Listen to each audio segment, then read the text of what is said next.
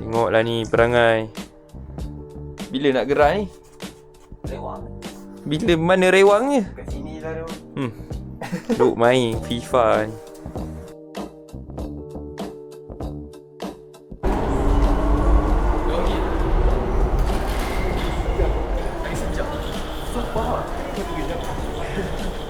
Apa? Ada dalam 40 minit je tu. 3 jam kan? Pergi je. Lagi setengah jam. Kau nak buat puasa ya?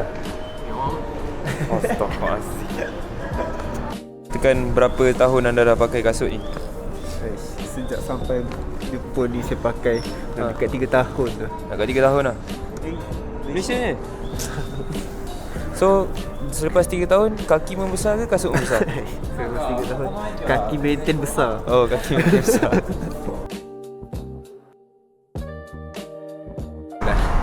Apa yang dah terjadi tu? Tahulah. Ha? Train lepas, Ha. bas lepas. Garu dulu.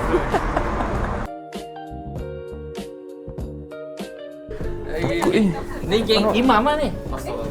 Seorang satu jadi imam lah. Imam yang belakang tu je. Janganlah.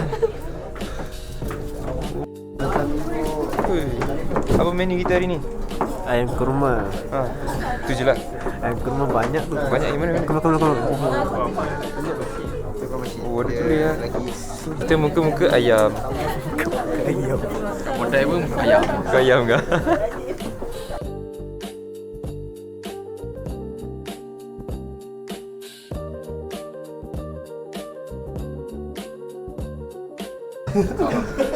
Baju Melayu tu dah pakai.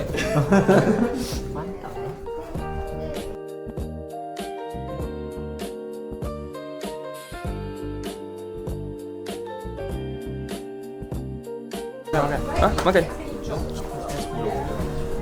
Tadi kita baru solat kat sini.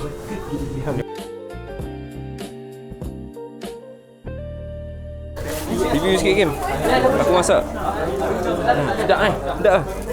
Rasa Ada apa? Ada apa?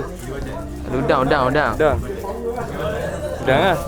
Udang, telur. Memang sedap gila eh. Alhamdulillah. Rezeki. ikan ni menarik ni. Ramai semua orang makan. Itulah.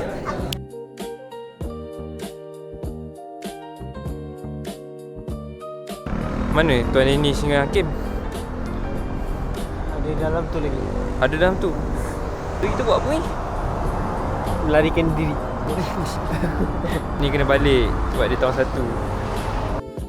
So jumpa korang hari lain.